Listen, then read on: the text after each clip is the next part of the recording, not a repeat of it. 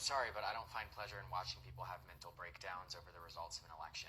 Unpopular opinion. I do not think the majority of these people are genuinely having mental breakdowns. I think they're just throwing a temper tantrum.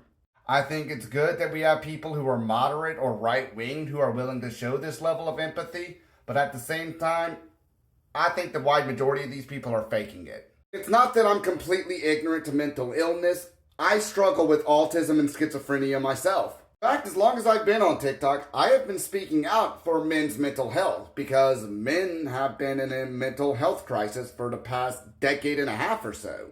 And what's even worse is that the mental health industry, as well as women in general, seem to be openly apathetic towards it. A prime example of this would be the Single Lonely Men article that went viral back in 2022 that was published by Psychology Today, and the reaction that most women on the internet had regarding it. Something to remember about this Single Lonely Men article is that it was complete pseudoscience. While the guy who wrote the article was indeed a psychologist, he got most of his information from women on TikTok Live, and he just repeated it back to them, which shows the complete lack of empathy that even the mental health industry has for men and the apathy towards men's perspectives on anything. But it also shows that the mental health industry today has a bad habit of often babying the crap out of women.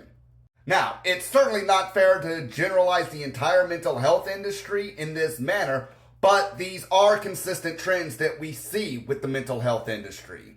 Even mere boys are overdiagnosed with mental illnesses and disorders that they don't have and are often prescribed medications they do not need. I mean, we all joke about how many millennials were raised on Adderall and lithium, but we never stop to consider that the majority of those millennials raised in that manner were boys, and those are the boys who are now men struggling with a mental health crisis. Do you think the trauma they got from dealing with the mental health industry as children might play a factor into why they don't seek treatment now?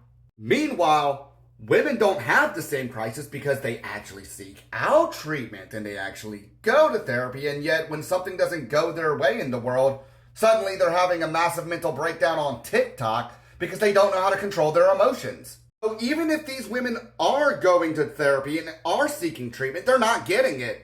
The second these therapists and these shrinks tell women anything they don't want to hear, they leave and they never come back. So a lot of these psychologists and therapists have gotten into the habit of just telling women what they want to hear.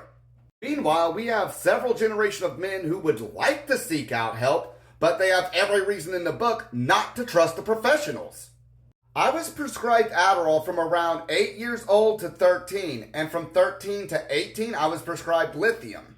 All at the same time, I was constantly being shipped around from one therapist to the next, one shrink to the next, and one psychiatric facility to the next. As a result, I completely abandoned mental health care for well over a decade and then started seeking it out again until I was in my 30s. Since coming out on TikTok and speaking out about my mental health journey, I've learned I'm not the only man who's dealing with this type of thing. The more I try to discuss this type of thing with a lot of women, I'm noticing there's a large percentage of women who use go to therapy as more or less a politically correct way of saying, man up, it's not my problem, I don't want to hear about it. And yet a lot of those same women will turn around and expect men to put up with their constant trauma dumping anytime they are confronted with their own toxic behavior and how they need to address it and refuse to do anything about it. And all of that has come to a head in this election.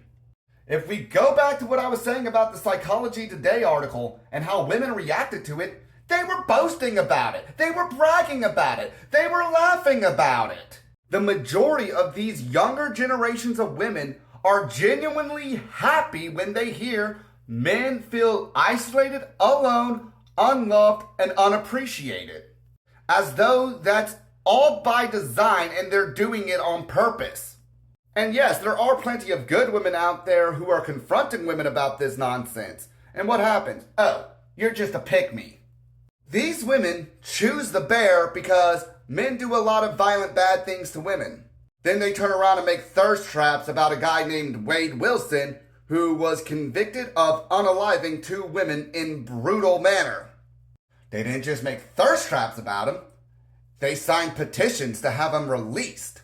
This guy got thousands of dollars of donations from thirsty women and thousands of fan letters.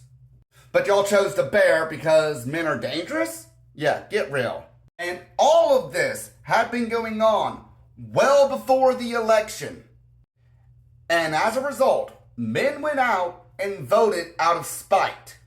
These women were not showing them compassion or respect anyway. So what did they have to lose when they went to the polls? Nothing. They voted for who they wanted, and they didn't care if women don't like it. They still don't. And yet women still think doubling down on the very thing that have pushed men into this situation is going to help them. But it's not. Already a large percentage of women who are starting to stop and go, wow, did we do this to ourselves? Did we push men into this? Yes, you did. I'm not trying to invalidate women who genuinely struggle with mental illness, but I am pointing out the sheer reality that only women will treat mental illness like it's some sort of fashion statement on the internet. Men are in a literal mental health crisis, and society at large is scoffing and laughing at it. So while I am sure there are a lot of women who are genuinely in fear for their lives, I think the wide majority of them are just entitled brats who are throwing a tantrum because they aren't getting their way.